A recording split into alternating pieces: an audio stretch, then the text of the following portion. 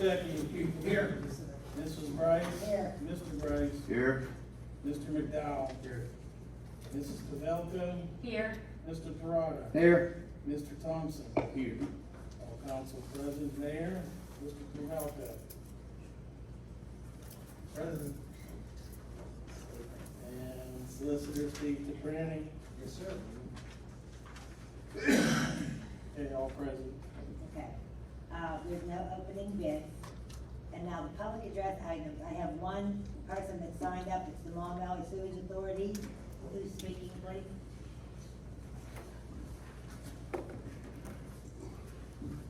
Good evening, and thank you for your time. My name is Stephen Volpe, and I'm the chairman of the Mon Valley Sewage Authority. I am here today on behalf of the Mon Valley Sewage Authority to discuss items 4 and 5 on the agenda tonight regarding the upcoming vote in regards to our building permit and plan review and inspection fees associated with our project. We are here to ask that you consider the negative ramifications to our ratepayers and your taxpayers. In order to serve on the board for the Mon Valley Sewage Authority, I had to deliver a letter of interest to the Borough building, and then it was put to a vote by council at the next meeting. That is because council and the Mon Valley Sewage Authority share the same interest, and that is to ensure that we are doing our best to not relay every cost onto our customers and your taxpayers. We share a mutually beneficial relationship as we collect a $5 line usage fee and a $15 debt service payment for the Borough of Donora every month, $27 for the city of Menneson. In turn, we keep a 3% fee of that and redistribute the money back to the Borough of Donora and the city of Menneson. We do that to help with any sewer-related issues and to help offset fiscal difficulties that plague small communities as our own. We are not a private-owned entity for profit. We are a public authority maintained by both the Borough of Donora and the city of Menneson, who appoint our board members to ensure that we represent the best interests of each community. We are not asking for relief in paying the $135,000 building permit fee. We are simply asking that the cost of the plan review inspection be included in that fee. Based off of the fee schedule online of the Commonwealth of Pennsylvania's Department of Labor and Industry and our research, the Borough of Donora still stands to make approximately $95,000 to $100,000 in profit, even if they were to pay for the plan review inspection fees. And that would not further burden our ratepayers and your taxpayers, since they are one and the same. Decisions made here today could have negative financial impacts not only to the residents of Donora, but also the ratepayers and citizens of Menneson. We hope that you will see that it is not unethical to make these decisions, as it will impact your citizens, not a private for-profit company. Thank you for your time, and I appreciate you. Thank you. Thank you, Mr. Volpe. Randy, do you have anything to say about that? No, we can address it when it comes up. Necessary. Thank you. Can I make a comment on that? Or not yet? Madam President. You're the mayor, if you want to make a comment. Well, I've been part of this borough for 20-some years. And Sherman and Tom before him, and I can't remember the guy who was before Tom. And They went out of their way to help the borough. Whenever the borough needed any type of help, the sewage authority was always there. Mr. Fronzaglio, would you agree with me on that? Yes. We work together on a lot of projects. You know, it's just my feeling that because we're, usually cutting the sewage authority a break, it's not taking money away from the taxpayers. It's giving the taxpayers another way of saving money when it comes to the bills. So I'm in total favor of whatever the sewage authority is asking. Thank you. Thank you very much, Madam President.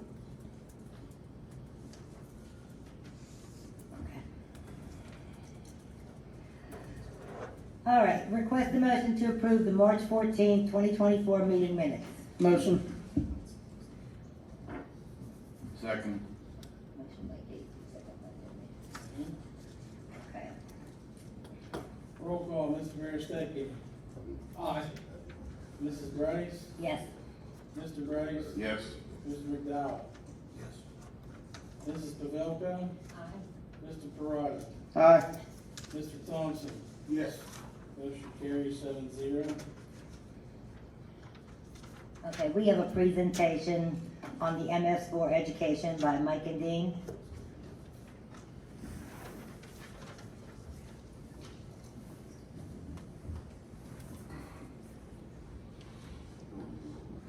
Thank you for your attention in advance.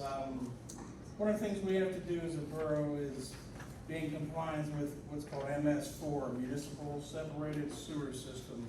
The separation of sewage and stormwater runoff, so they don't combine and backflow into people's basements, et cetera. So, but we have to manage that as we go. Specifically, what is stormwater? It's water from precipitation, whether it be rain, snow, whatever, that falls to the ground. It seeps into the ground or runs along our streets, our sidewalks, et cetera, until they get collected in our systems and considered stormwater runoff. Why are they considered stormwater? Good rain gone wrong? Because along the way, the stormwater picks up debris. Sometimes it's chemicals, dirt, or other pollutions that mix with the rest of the water as it flows. Eventually, it travels through a system of pipes, ditches, et cetera, and end up in our sewer systems, our storm sewer systems, and eventually gets its way into the lake, river, stream, wetland, or coastal waters, which we don't want to have occur. And all the pollutants the stormwater carries along gets into our waters because stormwater does not get treated. It's not like the treatment plant goes to for the waste. It does, we're building a $2 million gallon tank just to treat storm water. That'll change on the next presentation.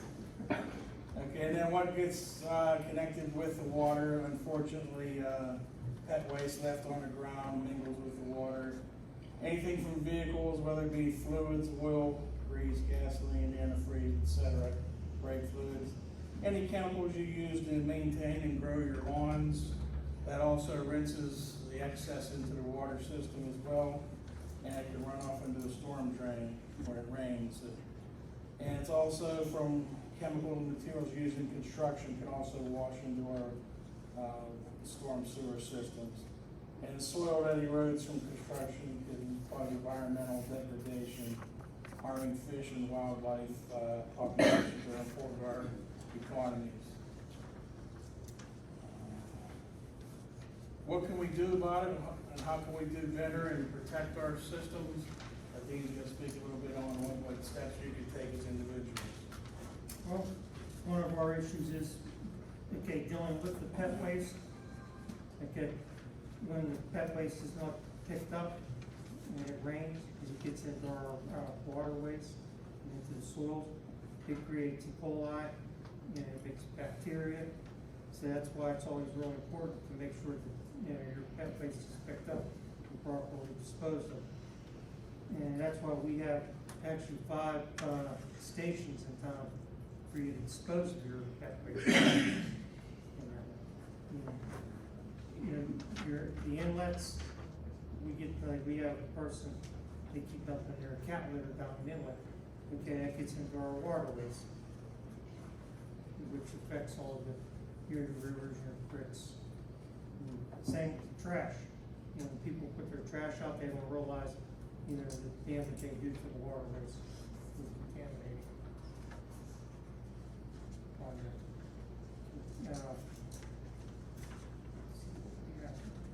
Same also goes with washing your cars. You don't realize the sediment you get off your cars when you're washing it, on the street, you're washing down into the inlets, into the waterways, you're contaminating, the storm system. And yes, they are building a new tank, but not all of it is gonna go into that new tank. We do have some that are possibly just gonna go straight to the river. And it's gonna contaminate the river. These things, you have to think of. Don't always count on to what's going to the new system and it's going to be treated. There's always that one inlet that's going to bypass. We have, they call it greenways. you know, like our parks, the ball fields. And that's why we really push the issue with, people with all their pest waste. You know, so they don't get pushed into the soil. Any more you wanna add to that? No, just with the vehicles, the pet waste, the chemicals on your lawn, et cetera, no matter what you're using, please be responsible with it. Don't use too much in excess, and try to maintain our cleanliness of our storm waters, especially on days like today with a heavy water flow. No matter what's out there, it's gonna pick it up and take it to our streams and eventually in our river, which we wanna keep clean. Thank you for your attention. Okay, I'd like to add to that Sean's new $2 million tank, what happens is the sewage authority has the burgers underneath the sewers down by the railroad track. This diverts the water to the sewage company, to the sewage authority. Now with this 2 million, how many gallons is it? 2 million gallons. This 2 million gallons. Now, before Donora gets in trouble with the DEP for discharging into the river, this 2 million gallon tank is going to, unless we have a complete deluge, is going to help prevent that. We'll capture Am I it. right there? We'll capture it, and eventually it'll be pumped to the sewage authority's main plant. And treated. But On a normal day in town, everything goes to the treatment plant. Every day, everything. Storm drains, everything makes it to the sewage plant. If we get 0.10 inches of rain, which ain't much, that's when we start going to the river. Our interceptors cannot handle that flow. That's what the tank will be for. It'll start going to that tank. Menneson has a tank, it'll go to that tank. We will still release to the river. We're still gonna go to the river. We could never stop it all. It would cost tens and tens and tens of millions of dollars to make that happen. 11th that Street, tank 8th is going- Street, 6th Street, 5th Street, What- still go to the river. What does that 2 million tank raise it to then? From 1.1 inch of rain to, It's still gonna be the same, just the amount that goes to the river will be 2 million gallons less. okay, thank you. Nothing in 2 watersheds in town will go to the river no more. We're eliminating it, we're capturing it, when flow subside, we'll pump it to the treatment facility to be treated, and then released into the river. So this is a definite help for the borough's MS4 needs. Okay, thank you, gentlemen. Initially, it's the borough's stormwater. Okay, very good. Okay, Mrs. Pavelko, finance, please. Okay, bear with me because I'm not feeling 100% here, but, so, my first is the payroll report for the month of March. Total amount was $88,543.53. The treasurer's report for the month of March, total balance in the checking account was $1,414,698.09. I'd like to make a motion to accept the payroll and treasurer's report as read. Second.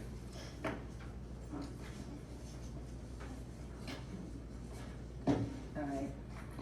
Roll call. Mr. Berestecky? Aye. Mrs. Brice? Yes. Mr. Brice? Yes. Mr. McDowell? Yes. Mrs. Pavelko? Aye. Mr. Perrotta? Aye.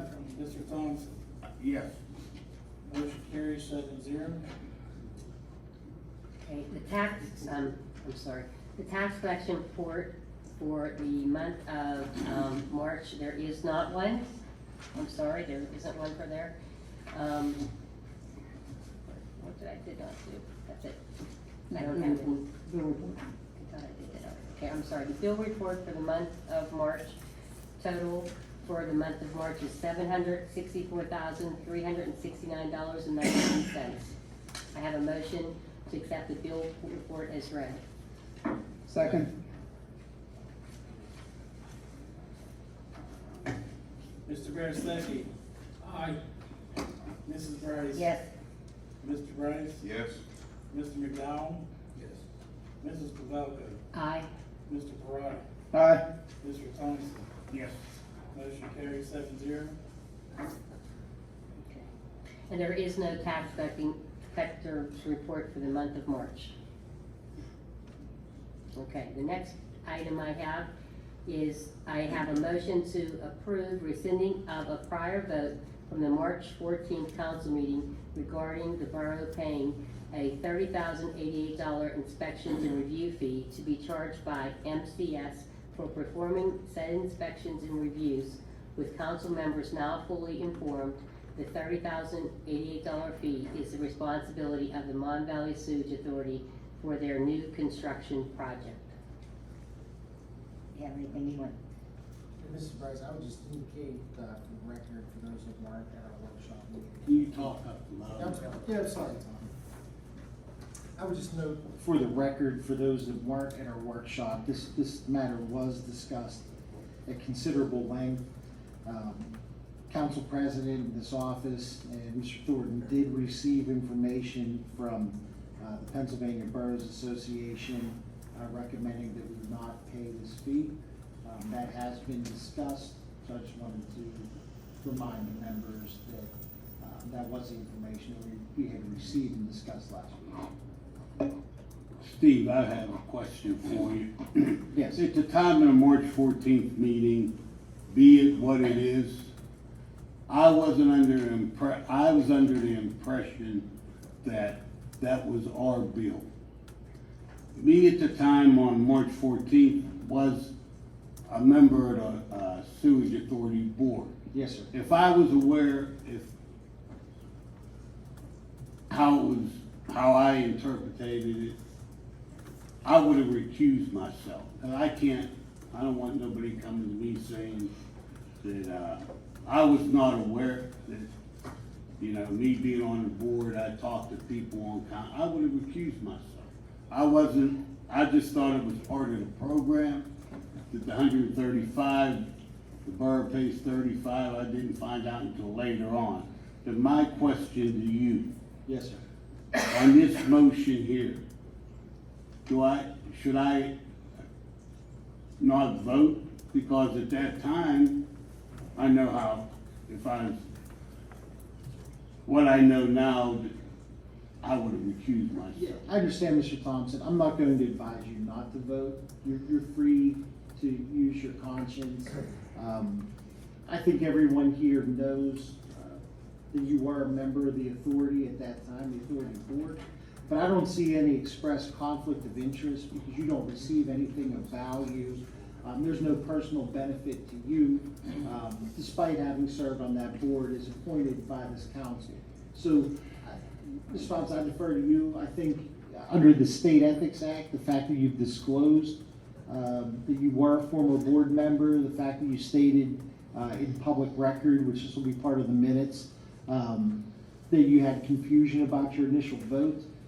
I don't see any ethics or any other issues for you in that regard. Okay. I think, in other words, I think your vote was, it may have not been a knowing vote, perhaps you didn't know all the details, but there was nothing improper about your vote. And I got a question, Steve. wait, on the next motion, I can vote on it? Yes. I got a question, Steve. Madam Chair, we have a motion on the floor. Well, It has we're yet to be discussing- seconded. It has yet to be seconded, therefore And we discussion should- cannot occur until after it is seconded. Okay. Thank you. I do think it was appropriate to address Mr. Thompson's concerns. One of the things that we always should be mindful to do before we vote is to make sure we vote without a conflict of interest. So that discussion we had is entirely appropriate, whether there's a motion or a second. Okay, motion on the floor, need a second. Second. All right. Now, can I ask a question? Okay, hey, Steve, now you just said that the borough put the, votes in, well, first of all, they put the authority together, with Menneson, and they appoint the Membership. directors. So how is that not part of the borough? why is it, or are they saying that the authority is not part of the borough? This issue doesn't come up often, but it does come up from time to time. So, under the State Municipal Authorities Act, it may be some of the gentlemen from the authority will correct me, but I believe the authority was established in 1965. 66, I believe, 65, 66. Close. Yeah. I don't even know my own anniversary. 66. But I knew it was close there. So, when it was adopted, the legislature created a vehicle for multiple municipalities to come together to create separate entities as a way of defraying costs, establishing rates, defraying liability for a standalone authority. So while this comes up from time to time, there is some confusion on this.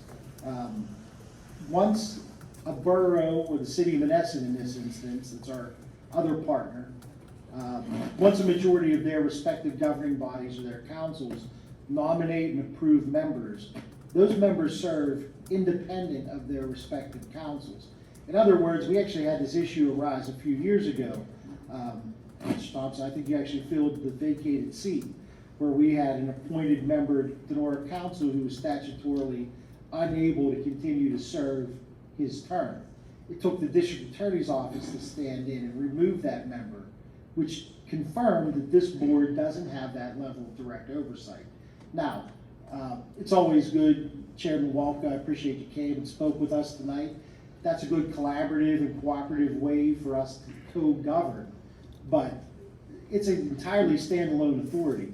So no more can we dictate the way it conducts business than the city of Menneson can, regardless of how that board's appointed or constructed.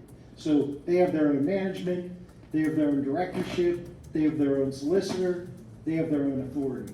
So I just want to be clear tonight, even though we send members there, it is absolutely not our authority. It is a joint municipal authority that is standalone from the constituent membership. But that, my question is though, that is not our bill, and will we have an ethics violation if we pay someone else's bill? I think we've been advised of that. We've been advised of that, okay. All right, motion, second, roll call, please. Mr. Berestecky, No. Mrs. Brice, Yes. Mr. Brice, Yes. Mr. McDowell, No. Mrs. Pavelko. I just want to say before I make my vote, I really thought twice on making this vote because I seen it both ways. But after listening to our solicitor and I came to the conclusion that yes, we have to rescind this. Mr. Perrotta, No. Mr. Thompson. Yes. Okay, motion carries 4 yes, 3 no. Steve, I do have one question. According to Robert's Rules of Order, to overturn or rescind a previous motion that was adopted at a previous meeting, you need 2/3 of the voting members present to overturn that motion. We have it's 4-3. 2/3 would be 5-2. In my understanding, it's a simple majority vote. It's not what Robert's Rules said, but you're the solicitor. That's not the law. Robert's rule is not the law, okay. Go ahead. It's a governmental procedure. It's not the law. Okay. You know what, I'd like to add to that. All right. You know, this, what concerns me, and I appreciate the sewage authority, without Casey doing what he did, we wouldn't have got a penny, I don't believe, and I appreciate that. But to me, that money now becomes the taxpayers' money. Council just closed several months ago an ethics violation because they paid somebody else's bill. If that was our bill, pay it. But it's not our bill. The ethics was in here, the attorney general was in here, and I'm not gonna be a part of that. Okay. Motion passes. DeAnne, next motion, please. My next motion is a motion to approve the Mon Valley Sewage Authority to pay the $30,088 inspections and review fees associated with their construction project to Donora Borough for payment to MCS performing said inspections and reviews. Motion, need a second? Second.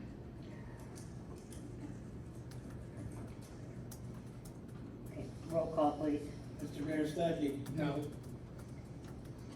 Mrs. Brice? Yes. Mr. Brice? Yes. Mr. McDowell? Mrs. Pavelko? Yes. Mr. Perrotta? No. And Mr. Thompson? Yes. Okay, yeas carried 4-3. All right, health and sanitation, Casey Perrotta, please. Registration fee report for the month of March, $6,010 collected, year-to-date $15,920. Rental inspection report, $1,940 collected, $2,840 for the year-to-date. Occupancy report, $150 collected for the month of March, $1,150 collected year-to-date. Sanitation report, $130,464.03 collected for the month of March, $279,938.72 collected year-to-date.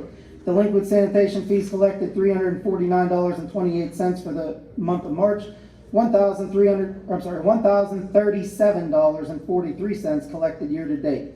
Total fines from the sanitation fees collected year-to-date, $2,494.03. Street openings for the month of March, 1. I don't know how that's possible, but 21 for the year-to-date. Total street opening fees, $250 collected for the month of March, $5,250 collected year-to-date. I do have an issue with the street opening report and the amount of money being collected, because I know for a fact that there are road closings and street openings every day in the borough of Donora, and how can there only be one street opening collected for the whole month of March? Something's not right, and we need to take action on this. I billed the Columbia Gas, and I've yet to receive anything. Well, they need to be charged a late fee or something, because one street opening, And that was probably from ABC.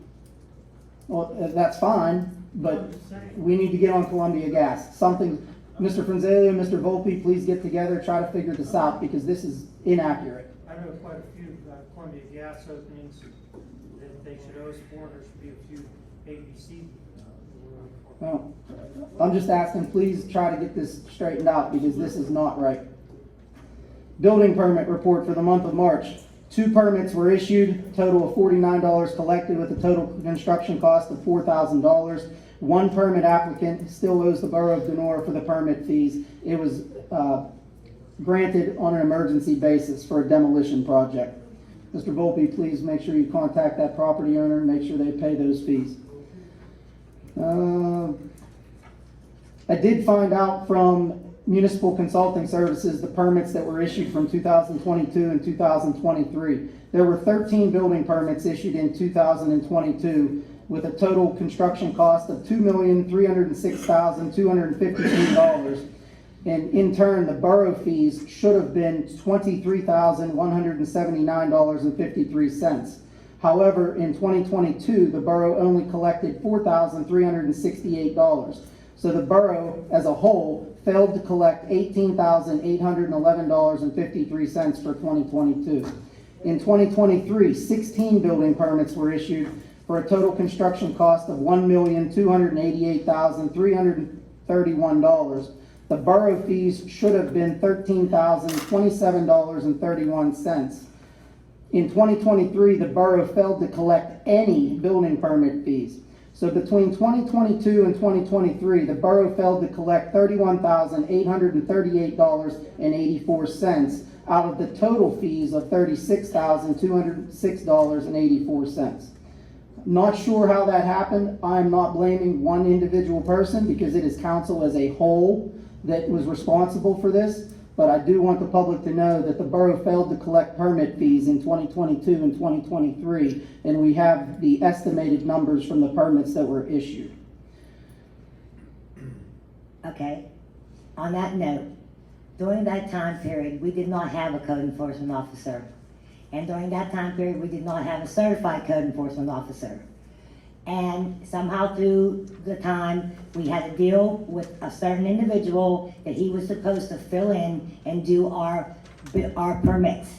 Well, somewhere along the line, he stopped giving Donora a cut, and he kept it all for himself.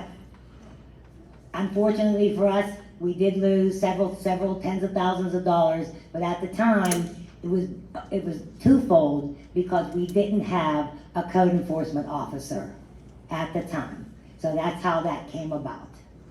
Just wanted to clarify that. Moving on, I have a motion to authorize the Borough Solicitor to draft an ordinance pertaining to the use and regulations of an administrative search warrant for compliance with borough ordinances. I'll second that. Okay. Now I can ask the question of our solicitor. Since this involves us obtaining an ordinance that will pertain where we can get an administrative warrant. And for those that don't know, that's where we bypass the court system in Washington County. Okay? Because the proper procedure now is if they want to go after you, they have to go to Washington and serve you. Now, if we pass this ordinance, then our code enforcement officer, our solicitor, and your magistrate can take care of all that instead of us going to Washington. But that being said, he can draft, he can get the ordinance, he can get the paperwork together, but I feel that we should not move on this until we have a certified, employed code enforcement officer. That's what I wanted to say. So there's a motion on the floor, seconded, vote. I have a question for that. Can we do this as I think we talked about it in the work session, where it would be a two-part, where it would go, once we knew there was a problem, it was brought to our attention, where it would go to the solicitor, and then it would go to the magistrate. Can we add that the borough council would also have to approve on it in that ordinance, which you're writing up? So it'd be at the threefold. Yeah, I don't so think. that we all say yes. I think this it is could be, one. I think it could be problematic if you want to have the majority of council vote and weigh in on the legality of a search warrant. Let me begin by just giving a quick primer on what search warrants mean. And the Constitution and the Fourth Amendment make very clear that you can't go into someone's home without due process. Due process is only established when there is court hearing where a judge would determine if there was probable cause for a search warrant. I'm not certain our magistrate judge, even if we adopt this ordinance, will be comfortable in signing those types of warrants. The reason I mention that. We don't know that. We don't know that. We don't know that. But I've talked to some others. This is not a tool that's commonly used. There is another available process. So I'm not advocating for it. I'm not advocating against it. I think that's a council decision on whether or not you want to have this tool in your toolbox. I'm just cautioning you, if this council does adopt said ordinance, and you do have the power for search warrants, administrative search warrants, that you use it very judiciously. People identify with their homes as their castles. I know firsthand, and I don't want to speak for Neal, he's been in law enforcement longer than I was, but I know plenty of police officers who've been shot serving search warrants. What we're asking our code enforcement officer to do, without a marked vehicle, maybe without police presence, to go bang on somebody's door and say, I have a warrant. In that moment, what does a warrant mean? Does that mean you're going to be arrested? Does that mean your home's going to be invaded? That's how certain people see this. So I can't stress enough that there's not only legalities involved, there's dangers involved. There's very real dangers involved. And I can tell you this is a matter of public record, so I'm not going to say anything that would divulge any attorney-client related materials. But if you remember, there was a house on 2nd Street attached to the church where a number of animals were confiscated. Chickens with bird flu, dogs, feral cats. Our former code enforcement officer, Ken Jericho, who was certified, myself responded by serving shutdown orders there, pursuant to common police court issued search warrants that the former district attorney of Washington County, Gene Vitone, obtained.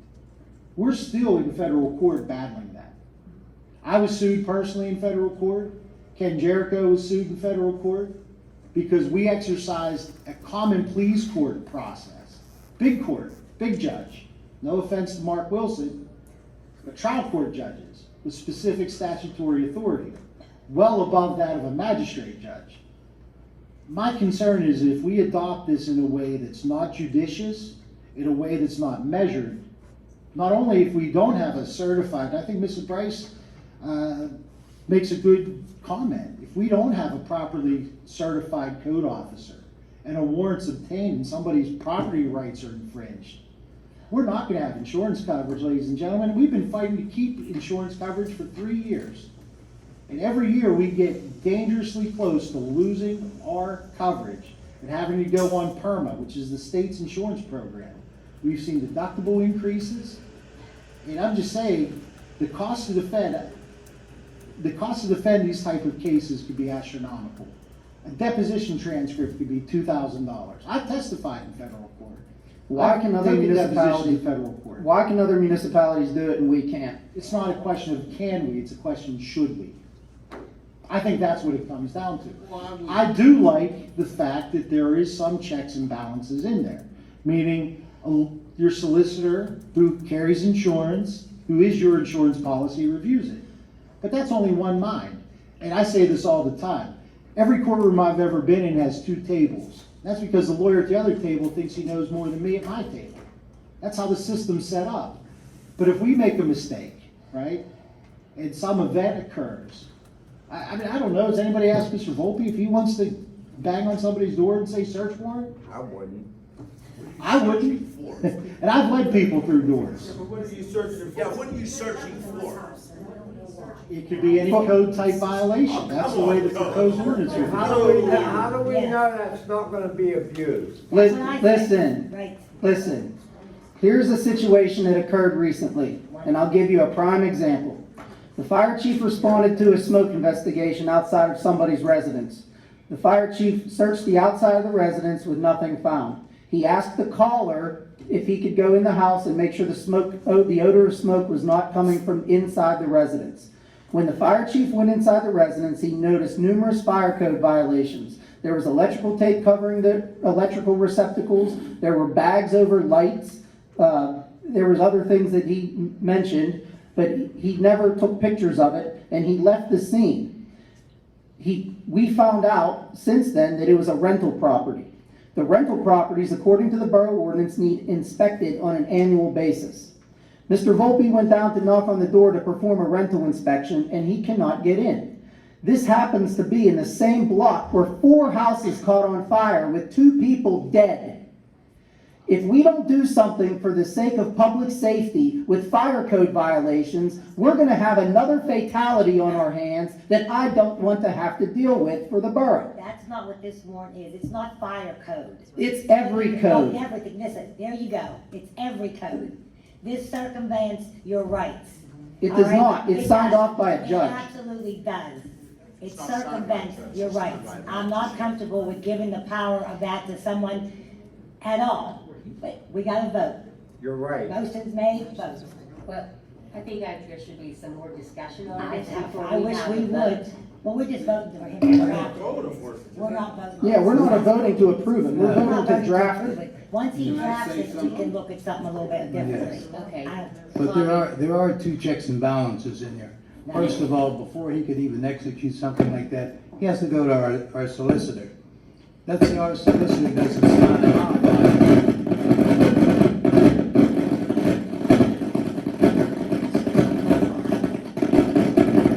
Turn it off. Mr. McDowell, turn it off.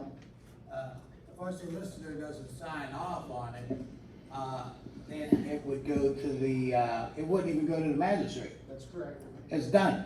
It's done. I'm still not. If our solicitor would sign off on it, and it goes to the magistrate, and the magistrate looks at it and says, you know, this doesn't carry any meat, it's done. You can't do it. So you got 2 checks and balances on this thing. It's not a piece of paper that you could go and just run wild. It actually is. I'm gonna execute this today. He just said You can't every do that. code. He just made the statement, every code. So it's No, Well, I I think can't. that was No, generic to say, Please, keep it till the end. I will let you speak. I think it was more or less a generic statement. I think that he meant any serious code. You know what I mean? Would put life Okay. at a risk. All right. We're not going in there because you got a cat sitting in a window every day. Can I add to that? I agree, we need to find a way to avoid Washington. But we all know we had a problem up on Meade Street. So I checked at the magistrates last week. That lady was issued 24 citations. She never responded to them. So they issued a warrant for her. She had a hearing. The magistrate found her guilty. And she owes $3,000 some odd in fine. She's on a payment. Payment plan. The last citation was in October. We're about to have that same problem again. Can we start citing her now? And then whenever she had her hearing, she had papers from where she had the house sprayed, to try to get rid of the roaches. As soon as this weather breaks, are we gonna have a problem? Can we start citing her again, Joe? I would say no, because I don't have any physical proof. Right. If she's doing anything, we have to get, I somebody mean, has to. I can go up there every day. I can go up there every day and look for signs of cockroaches. That, With the probable cause, you can't do anything. well, yeah, I can't on our property. All right. I say something, Brice. Go ahead. If you start now, that's just, probably just a little bit short of harassment, don't you think? Wouldn't Oh, they have to absolutely. cite somebody for something? Wouldn't there have to be a violation of something? I mean, Or a complaint? So you have no complaints, Right, there's no right. violations, but you wanna start citing somebody. Does that make sense? that would be like. Well, I think if you talk to Matt Vitelbo, you'll hear a different story. Yeah, but he But then, hasn't said anything. He if I hasn't can come back say and complained. something, He come, how many times? This been going on Okay. 3 years. Okay, listen, everybody, let him speak. Go ahead, I Joe. mean, it comes down to he said, she said. How can I prove that the cockroaches in his house came from her house? Right. Listen, check the block on the citation filed on information received, because you didn't witness it. Subpoena them as witnesses and let them testify. Let the judge take their word. Opportunities to come to court, they didn't come. Well, then, that's their fault. Okay. All right, next, Mr. Berestecky, I think you had your hand up. Yes, I move to close debate. Mr. Thompson? I move to close debate. It's non-debatable. We vote on my motion. I want to ask our solicitor something. Steve, we're just asking you, and I'm quite sure before, if it gets to the magistrate, I'm hoping through your writing the ordinance up, the I's are dotted, the T's are crossed, we're not going in there like a bunch of, you know what I mean? We're not just gonna go kick doors in. But we have a problem that I wish everybody on council had that problem and see how they would handle it. That's what I'd like to see. See how they'd handle it. When they come to us in the last 2 or 3 years and they get no help. Okay. None. All right, that's good. But the point being right now is that you can vote for it, you can vote against it, for whatever reason you do. But in my conscience, I don't think we have enough knowledge and we have enough information to pass a situation like this. We're not passing that. He's doing an ordinance. Then we'll look at it and go from there. And I will draft it with as many procedural safeguards as we can. We're not voting on it. Okay, well, we have to vote on authorization. So, motion was made by Mr. Perrotta, it was seconded by Mr. Thompson. Roll call, please. Mr. Berestecky, Aye. Mrs. Brice. No. Mr. Brice, Yes. Mr. McDowell, Yes. Mrs. Pavelko, Aye. Mr. Perrotta, Aye. Mr. Thompson. Yes. Motion carries 6-1. With that, Madam President. With the affirmative vote, do we want to advertise this for first reading in May? Or does council want to review a draft I think we ordinance should. I at say the review workshop it. I would first? prefer we review before we put it on as an issue to be voted on. So I'll have it available for our workshop. Okay, thank you. Steve, if you could use those, like, you review those 4 ordinances that I provided to all of council, and Yeah, we'll work off of those, and I'll obviously take any comment that any members have. What we'll do is we'll email it and see comment. Y'all gonna get somebody killed now. Right, well, Y'all can't even get, we got a judge, okay. Chief Rands knows about it. Mr. You can't even, we Mr. can't Rogers, please, we can't Y'all get somebody continue. killed now. Okay, but I would like to continue with the meeting, please. Okay. Okay, You been- Daisy, you have another one. I have a motion to authorize the requirement for an asbestos survey to be performed on all residential structures scheduled to be demolished. This would include borough-owned properties and privately owned properties. Okay, can I ask you a question first, please? Is this gonna be our rule or state rule? Well, this would be a local municipality rule. Okay, And so they're not required by the state to do that. so what is required by the federal and the state are all commercial structures, all institutional structures, Right. educational facilities K through 12, and any apartment complex with more than 4 residential units in it. Okay, so if we have a resident that wants to tear down a dilapidated, say they want to, because nobody's really doing it. I understand that. They're not landing up, but if someone wants to tear down their grandma's old house, we're gonna add how much money to their bill? Well, it depends on the survey. The survey can run between $600 and $1,000. Okay, so, but just so you know that this is gonna be a borough sanctioned bill to anybody that wants to tear down the home. And this is also for the safety of the public and the borough liability and to prove gross negligence that we're following the proper procedures. But if somebody tore down the house right now, they're following the proper procedures without this. If it's a single-family Okay, dwelling. well, obviously. Now, you said K Let- through 12. Shush, shush, please, let's get through it. Okay, motion made by Mr. Perrotta. I need a second. That's why nobody won't buy it. So moved. Second by Mr. Berestecky. Roll call, please. Mr. Berestecky? Aye. Mrs. Brice? No. Mr. Brice? But not the houses. I just don't like the expense going on someone that's trying to improve their property or straighten it out. You've done it all these years without it. And I'm not saying it can't be a problem, but it's not a problem. I just hate to pass that expense on to someone that's trying to improve their property. So I'm gonna vote no. Mr. McDowell? Yes. Mrs. Pavelko?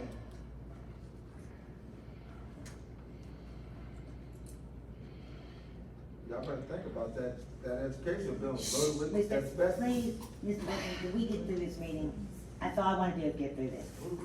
Up there. Okay, so The West Point Bank. I want to see as many buildings come down as possible that people can afford to do this. For them to have to be burdened with another $1,000, That's on the high side. No. I think we're gonna be shooting ourselves in the foot by adding that expense to people who are trying to tear down their houses to make this place a little bit better. So with that being said, I have to say yes and no, but I guess I have to come up with one, and it's gonna have to be. Well, my thing is if somebody develops cancer down the All road right, and they you know sue what? the borough. If somebody develops cancer, we're in the cancer zone. But it's on their own that they're doing this. Okay. And I All right, have to stop, say, settle down, everybody, stop. Go, hey, listen, you make. okay. Nobody had a problem with it at the work session, but now all of a sudden you do. No, but don't. I am going to say, yes, they should get it. Nobody want to buy it. Okay, Mr. Perrotta? Yes. Mr. Thompson? Yes. Okay, yeas carry 5-2. Your next ordinance. Last one is, that I have is motion to authorize the borough solicitor to draft an ordinance pertaining to the placement and locations for pods and dumpsters. I'll second that. And I have a question on the pending motion. Is this gonna be in one ordinance or 2 ordinances? Because my understanding is pods can last perhaps longer, will be contracted longer than you would have a normal dumpster. Would you be able to put it in one with 2 different definitions and classifications? Just worried about in the future if there'd be, like subsequent amendment or change in pods. But you just make 2. 2? Sure. I mean, it hasn't passed yet, but I was just curious because it was all in one motion. All right. Mr. Berestecky, if I would amend that, would you still second it? I will take it as a friendly amendment, yes. Motion to authorize the Borough Solicitor to draft 2 separate ordinances pertaining to the placement and locations for pods, and then the second one would be for the placement and locations for dumpsters. I'll second that. Second by Frank. All right, roll call, please. Mr. Berestecky? Aye. Mrs. Brice? Aye. Mr. Brice? Yes. Mrs. Pavelko? Aye. Mr. McDowell? Mr. Perrotta? Aye. Mr. Thompson? Yes. Motion carries 7-0. Mr. Berestecky, your recreation report, please. Yes, I have very little to say. Money's collected for the month of March was $3,050. So far, year to date, $5,800. That is my report. Thank you very much. Community Affairs Municipal Building, Mr. McDowell. Money's collected for, during the month of March 2024 is zero, year to date, $600 in my report. Thank you. Mr. Thompson, Highways and Streets. Yeah, I have a motion to approve a handicap parking request for 138 First Avenue. Dean, did you check it out? Yeah, I checked it. Okay, Okay. that's fine. Second. Roll call, please. Mr. Berestecky? Aye. Mrs. Brice? Aye. Mr. Brice? Yes. Mr. McDowell? Yes. Mrs. Pavelko? Aye. Mr. Perrotta? Aye. Mr. Thompson? Aye. Ayes carry 7-0. All right, Public Safety, Mr. Brice. Okay, for the month of March 2024, there were 371 complaints answered. Of those complaints, 45 were reportable. Of the 45, 18 arrests were made. There was 14 traffic citations. They traveled 2,630 miles. There was $6,030 in overtime, $507 in court time, $20 in parking permits,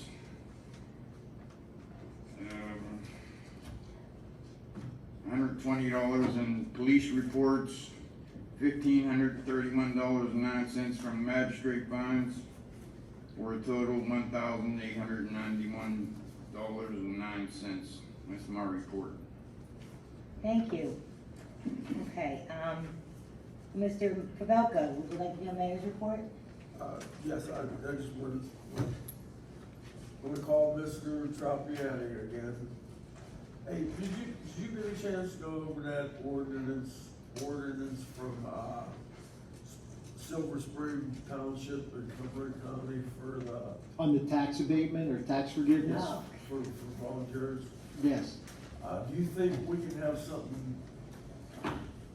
so that we can discuss it at our next, work session? Council didn't vote to authorize that, Oh, just go. but I could prepare one, council wishes. And then what I thought about that, I will Sure. say that real quick, yeah. I think Charlery Borough passed one Well, I recently. was going to get you a copy of that also, I don't have it yet. All right, Would that be okay with, council? that's fine.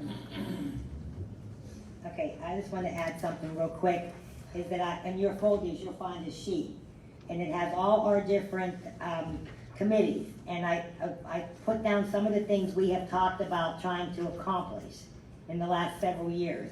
And so, this is just a suggestion, that in the event we do something about the stuff that's under building, to get this building cleaned, you know, get the office finished upstairs, get this council room spruced up a little bit, and then when it comes to parks, I think we should concentrate on downtown parks. 7th Street, 9th Street, Gilmore. As the street department, there's been some talk about getting paving done. I really don't think we can move forward on paving until we find out where the gas company's gonna go and where they've been, because those things of paving the road that they're gonna dig up in the future. We really should concentrate on trying to find a vehicle for the street department, sign replacements, and I'd like to have 3rd Street looked at for a little bit of cleanup.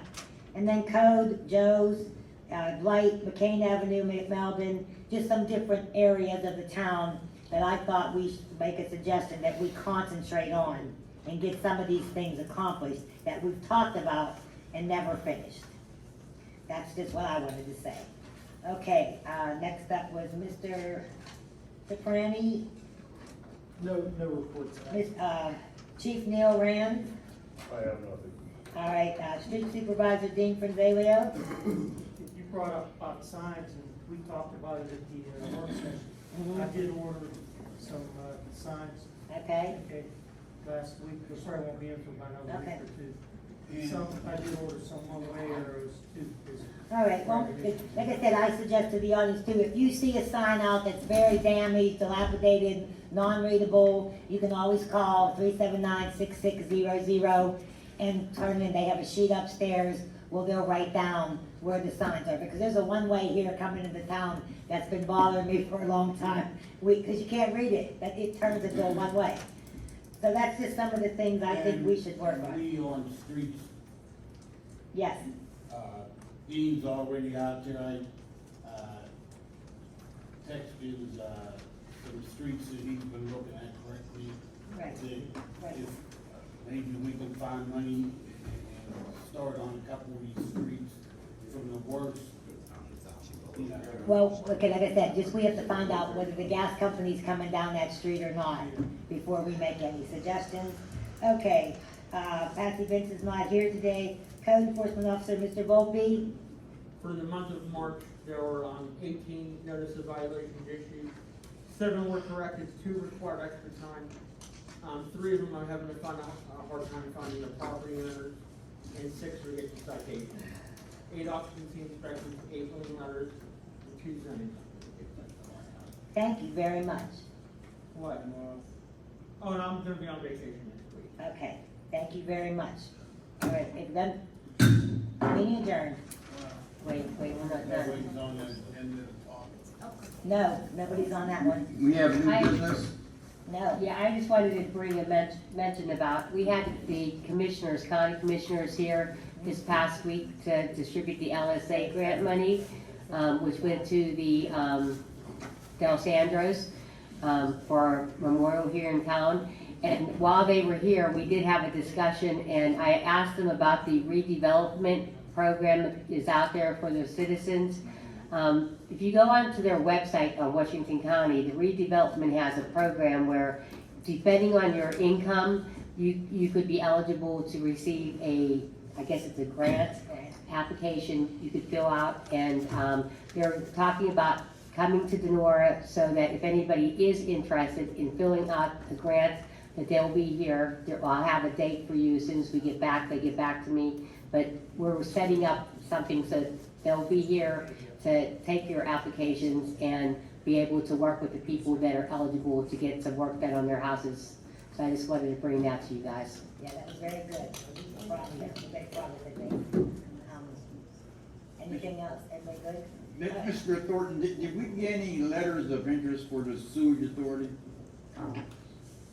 We did receive one, from Mr. Marasini.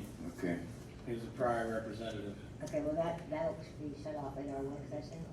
Right, that's true. Okay. Yeah, anybody interested, you must get one in before our next work session. And then our next meeting, we'll make the appointment. What, Sean? Was it advertised? Other than on, On our website and just here, It wasn't about, not the paper? we can. Can we put it in the paper, please? Sure. For a couple of days. Okay.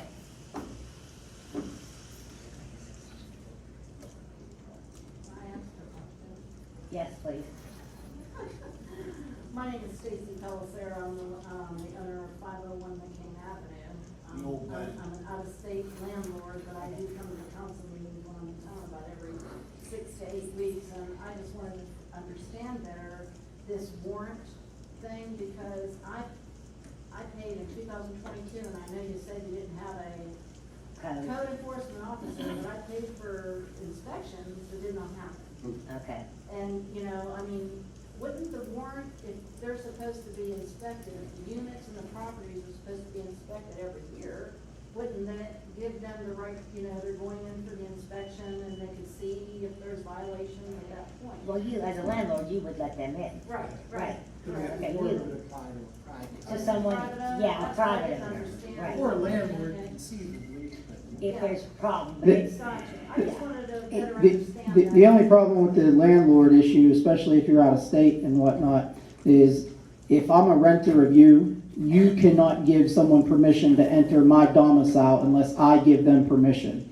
Okay, now, if you have an agreement in the lease that states that, okay, if their toilet's overflowing and there's water leaking into the apartment below, you have exigent circumstances to enter that apartment and fix whatever needs to be done without getting permission, because there's an emergency situation. that's a landlord. Okay, but for the borough to come in and do it, unless the renter gives us permission to enter it, you as a landlord can't give permission unless there's something written in your lease agreement. Okay, gotcha. One other small thing. The lady that has the tattoo place on Oh, her I hand, forgot. Yeah. you wanna tell them about that? Okay, I was approached by a business owner with tattoo thing, and across the street, one of the buildings that we're going to tear down eventually, the big huge one in the middle between 6th and 7th. It has 3 panels of plywood blocking a window, all right? That's our building. She wants to know if she can put some flowers on it, spray paint some flowers, so that when people come to her business, it looks a little nicer across the street. Okay, so if nobody has an objection to that. She's supplying her own paint, her own time. She's not climbing a ladder. She's doing everything from the ground. So There's she's curtains on on the the side. one on Hester. There's what? Curtains. Yeah, they painted, I saw that. They painted curtains on some plywood windows. But that being said, it's just that she made a request that she would just like to clean it up a little bit and make some more prettier. She said she would render a drawing to us before she does. What's the address? Just confirming that we own It's a it? big 3-story building. that- Lisa Black. Lisa Black lives at, she's a tattoo girl at, on the left side. She's right across the big, where the old liquor store and stuff was, the 3-story, the theater. Is that the one we talked about last week, that it was an out-of-state property owner? No, not that one. Is it? 646?